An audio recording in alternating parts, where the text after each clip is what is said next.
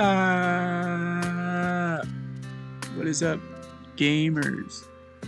We are here with the PAC-BDSP League.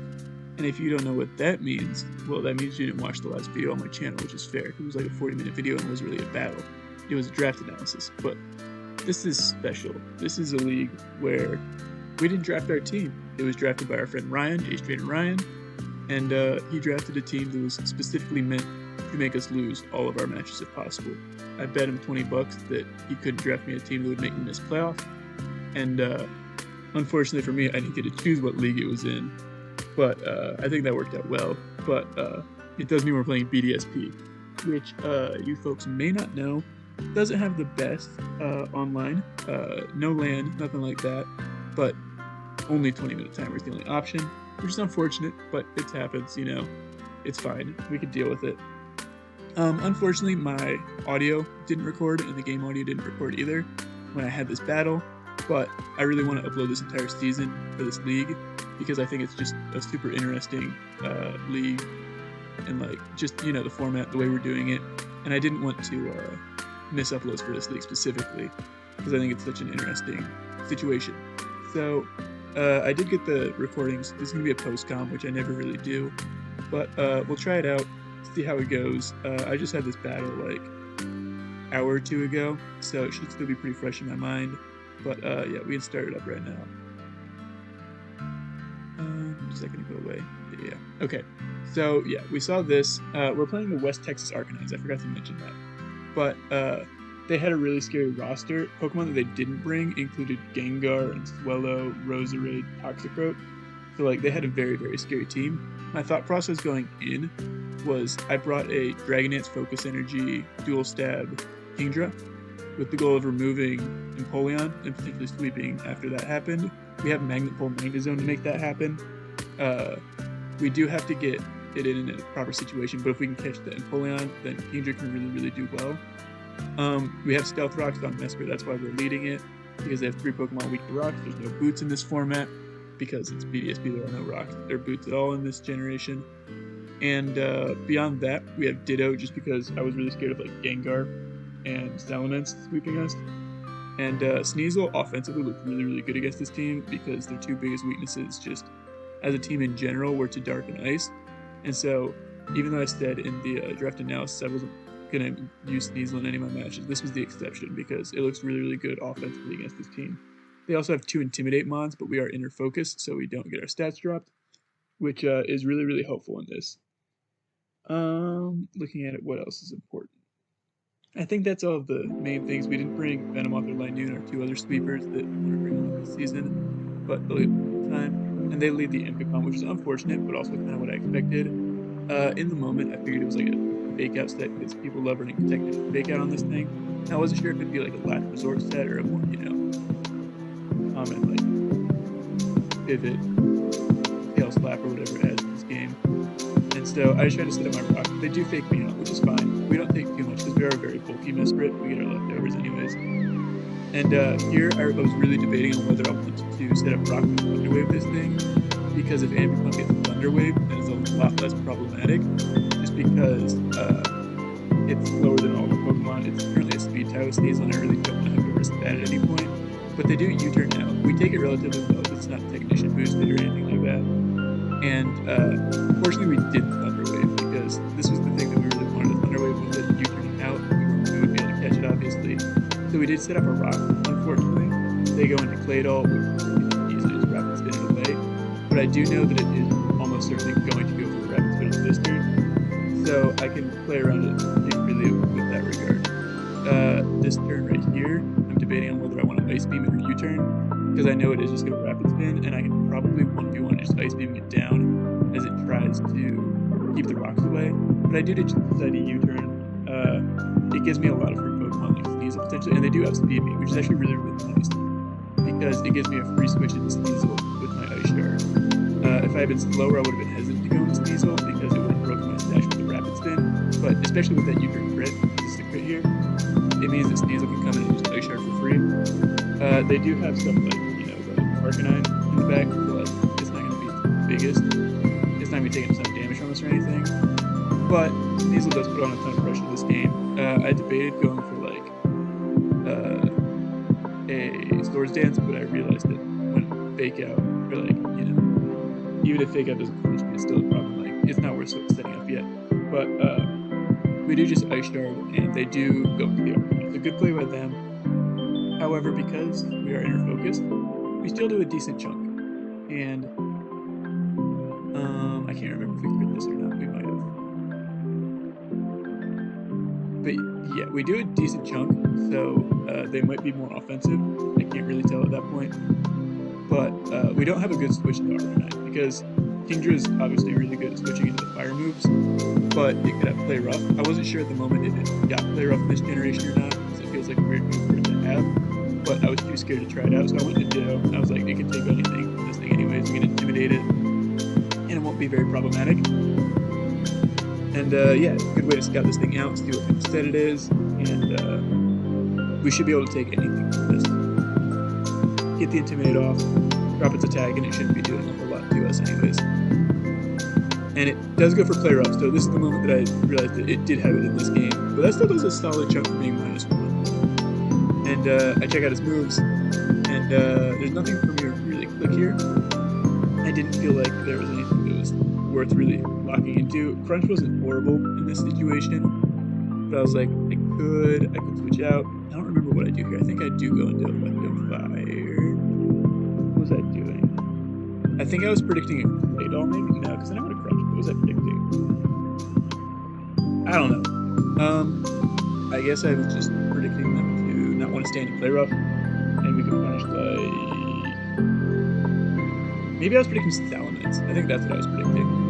Because we have a Shukaberry to take Earthquake, and we can Ice Punch and Revenge, or just take it out immediately. So I think that's what I was predicting. I don't really remember though. As they do go Clay Doll, which actually works out for us because we have the Ice Punch. They're low enough that it'll kill, and that's really, really helpful for us because even though I don't think this is what we were predicting to switch in, it did, and we get a free Ice Punch off, which their team doesn't love switching into because their Ice Resist is Empoleon, which isn't going to switch into Electric. They also have Arcanine, but again, I'm okay with Arcanine coming in, I think. Like, it's not ideal, obviously, but we do have the Ditto that takes the moves pretty well from it. They're in a tough position. They don't have Rapid Spin, so we are faster, and they don't really have a safe switch, especially if we get a prediction right. Like, if we do put, like, Thunder Punch or Earthquake here, which is unlikely, but if we do put one of those, then we take out the Arcanine. It does get the Intimidate off, and Ice Punch is going to do it. But I think this is the move for it, actually.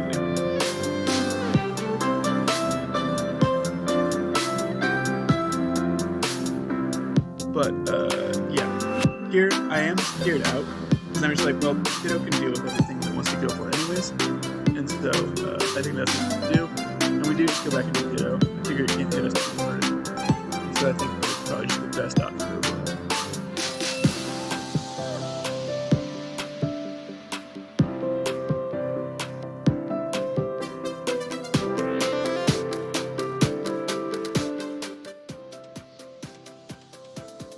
We go into Ditto.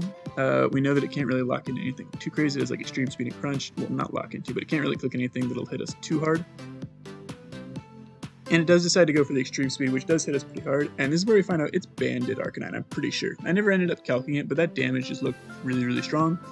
So I was kind of playing from this point on as if it was banded, because I'm like, well, that's doing a lot of damage. Actually, no, I don't think I was playing like it was banded yet. I was thinking that it was probably banded, but I wasn't certain yet because I hadn't done the calc. So I did know that I'd live one and I could get a Crunch off, and then it's really, really low. It might be in range of rocks. I'm not sure at this point. It looks like it might be. I could go into Magnezone here if I thought it was banded, but I was still a little hesitant. So I think I end up going into Electivire instead. Because I'm confident that after an Intimidate, I can still live 2 extreme speeds. It's not stab or anything. And like, it's been intimidated once. So even if it is banded, it's like neutral. And we come in, we take a good chunk, but we do take another one pretty easily. And we can just go for a Thunder Punch because if Claydol comes in, then we just Ice Punch that thing anyways. So Thunder Punch is pretty free. We are a slow Electivire. I don't think we had any speed on this thing. So it is almost certainly faster than us. Oh wait, no. Because it's, yeah. It doesn't matter because it's locked into extreme speed if it does stand. but we might have been max speed now that I think about it. I think we were max speed Electivire. But yeah, if it is choice, then it's locked into extreme speed, and speed doesn't really matter here.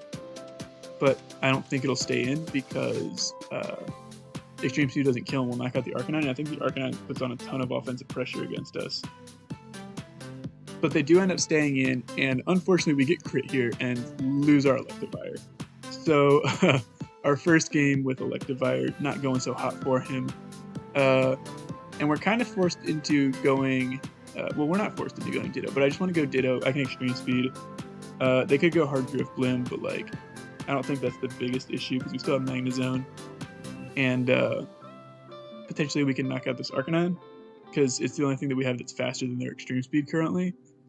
And we also just get another Intimidate off, so that, you know, I don't think that really matters because if they stay in, they'll go down to an extreme speed.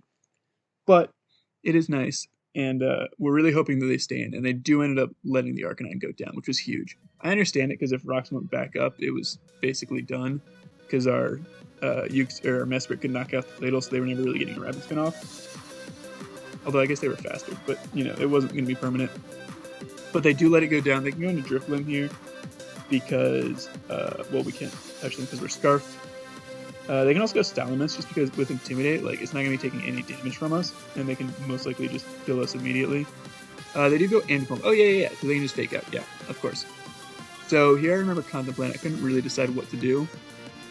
And I'm thinking, well, do they Fake Out or do they U-turn? Because I think both of them are quite possible. And I'm like, well, I could go into Magnezone, but if it has Low Kick, then that's not a very good play. If they go for Fake Out, I think it's a decent play, because I should be able to live, you know, a Low Kick or anything like that. I could also go into Mesprit if I expect a Fake Out, because I should be able to live a Fake Out plus a U-turn. But they do just Fake Out, and unfortunately we lose our Ditto here. But I didn't think it was worth risking anything else, and looking at it at that point, I didn't think it was super important anymore, because Drift Blim with Unburn still outspeeds our Scarf, and Ambipom with Fake Out is still not really being stopped by a Ditto. So I go into this, and I just set up my rocks again, because Claydol is pretty low, and if I can get rid of it, then the rocks are permanent, and I really want to get rocks on Salamence and Drift Blim, because they're very, very scary. And they go for a double hit, and it does quite a good chunk, but we are going to live it, and we are going to get our rocks up, which is really, really nice here. And so at this point, I'm not sure if I die to another double hit after leftovers. I'm pretty sure I do, but I don't have anything that I want to switch into it because I really need my Magnezone for the Empoleon, and I can't afford it to get low kicked or anything like that. So I just go for Thunder Wave on the off chance that I live or if they make a play, and they end up missing the double hit. I remember saying it in the battle that if they missed a double hit, that's why I was clicking Thunder Wave, but I still do feel pretty bad for it because slowing down this Ambipom is so nice for us because it means we don't have to worry about speed ties with our Sneasel, and it also lets things like Kingdra and Magnezone outspeed it, which is really, really helpful for us. So here, I didn't really have anything to go for. I kind of just clicked U-turn because I figured that if they stayed in, they were going for the double hit because it was the only thing that would have the potential to kill me. And so I feel pretty safe going into Magnezone now that I outspeed it, because there's no world that they go for a fighting move in my Mesprit. And I'll actually outspeed it now, so if they do hit me, it's fine.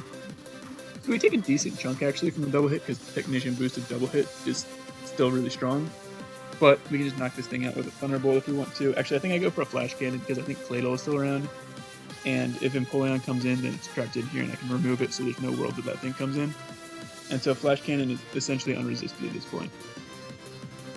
And they do end up bringing in the Claydol, which is huge for us because it gives us the opportunity to remove it, and rocks are still up. So rocks are up permanently. We got rid of the Claydol, and this was a fantastic turn for us. All thanks to the para on Ambipom, I think.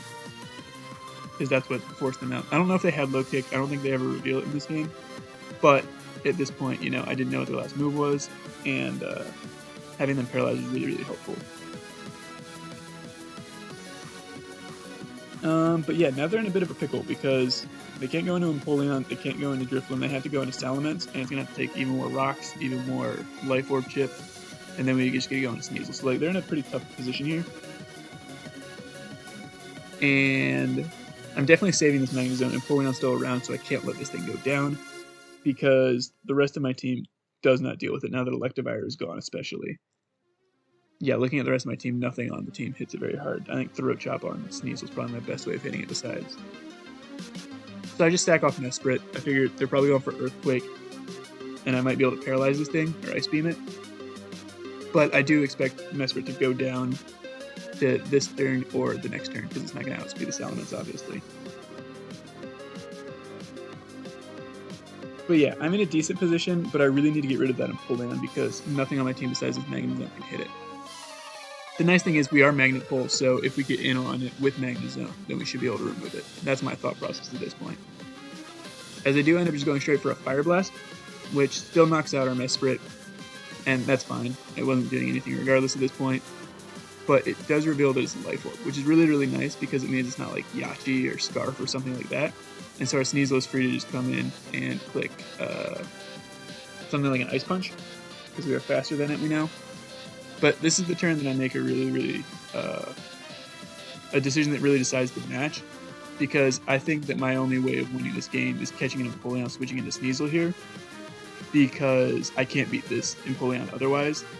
And I don't think that they'll want to let their Salamence go down, because it's their best way of killing the Magnezone at this point. It's really their only way of killing the Magnezone.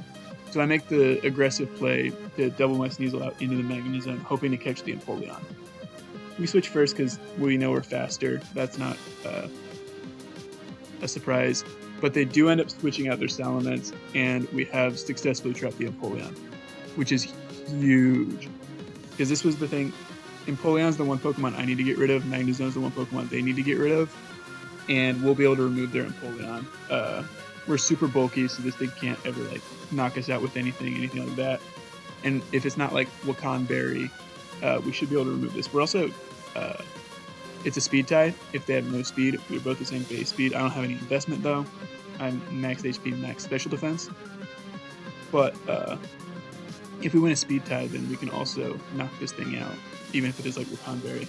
This is where they're seeing that they are Magnet Pole, and they're finding out that they can't switch out. So they kind of just have to stay in and see how much damage they can do to our Magnezone.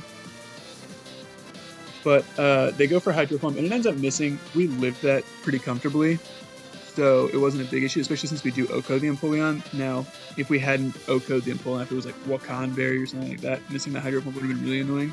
And it saves us a lot of health, so now our Magnezone is at full, which is also really, really helpful. Here they're forced to go into Salamence because they can't go into their Drifloon, obviously. But we're basically in a position now that we can just stack something off and let Sneasel do a ton of work, because Ambipump's realistically the only thing that can stop it, potentially, at this point. I do stay in because I don't want it to, like, I don't know, Dragon Snap, Substitute, Dragon Dance, I don't know. I feel like Magnezone isn't really helpful at this point. It's nice for the Drifloon. I realize as he clicks Earthquake, I say, oh wait, I might need this for the Drifloon. But it's too late. I still have the Sneasel, so I'm not particularly worried about it anyways. But we do just get to go into Sneasel here and kill something with Ice Punch. Because again, we know we outspeed, and Ice Punch should kill anything. Like maybe Ambipom lives one, but Ice Punch is just super free. I have no reason not to click it. I consider clicking Swords Dance until I remember that Fake Out Ambipom exists, and again, there's still no reason to click Swords Dance. So yeah, eventually I click Ice Punch. I don't know why it's taking me so long to decide to click Ice Punch, but yeah. And they have to sack something off. They decide to save the Salamence, which really surprised me, and they go into Ambipom, which also really, really surprised me. And you'll see that the Ice Punch comes out and kills the Ambipom. So at this point, game's over, I think. Unless it's, something crazy like a Yachi Berry Drifblim, I don't know. I feel like the game is over at this point, though, because both Pokemon should die to a move from Sneasel. I was really, really surprised that they went hard Ambipom there, because I felt like it was their only way of beating the Sneasel. But after seeing that it died to an Ice Punch, I don't think there was anything that they could do, because we're inner focus, so even if they fake us out with this thing, we'd still knock it out with an Ice Punch. We were Sash. But yeah, it surprised me at the moment. But yeah, at this point, Sneasel should just pick up the last two KOs. I go for Throat Chop because I had to look up which was stronger, Throat Chop or Ice Punch, and Throat Chop is slightly stronger. So we knock out the Drifblim, that's great. And it's down to just Salamence, and we can just Ice Shard that thing for the win. And yeah, I was pleasantly surprised by this match. We definitely did get lucky in a couple moments. I'll admit that.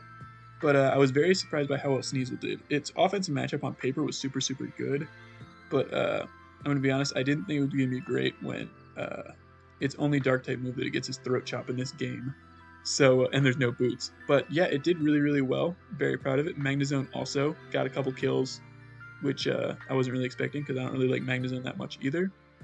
But yeah, we end up finishing the battle in under 20 minutes, and we end up getting the win. So we start off 1-0, which is huge with a